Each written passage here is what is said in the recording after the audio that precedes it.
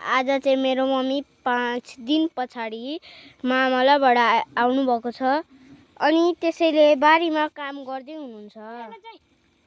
अनि भाइ ऊ त पर चाहिँ खन्दैछ। मम्मीले कराएको कराइ हुन्छ, खनेको खनै छ जिद्दी गरेर।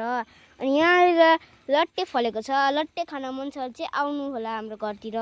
अनि ऊ पर खोर्सानी, यता काँक्रा फर्सीहरू छ, धनियाँ पनि छ, अघि घोडेर सक्नु भएको छ, भर्खर पानीहरू हाल्दै हुनुहुन्छ अहिले। अनि मेरो मम चाहिँ धेरै कामदारी हुनुहुन्छ र यहाँ त्यसैले बारी पनि काम गर्दै हुनुहुन्छ। अनि त्यस पछाडि आज चाहिँ लुगा धुनु भएको छ, मामला गएर आएको लुगा। 5:30-6 बज्न लागिसक्यो, मम्मी घरभित्र जानुहुन्न, कोठेबारीतिरै मात्र काम गर्नुहुन्छ। अनि मलाई भोक लागिसक्यो यहाँ, अनि मलाई पकाएर दिनु भन्दा पनि मान्नुहुन्न। तँलाई काम गर्न सजिलो छ भनेर बसिराख्नुहुन्छ। हाम्रो अर्को कामदार चाहिँ यहाँ हुनुहुन्छ, बिना काममा खनेको खनै हुनुहुन्छ। म भन्दा जागरी हुनुहुन्छ, मम्मी भन्दा जागरी हुनुहुन्छ। मैलो खेल्न बाहेक अरू केही आउँदैन।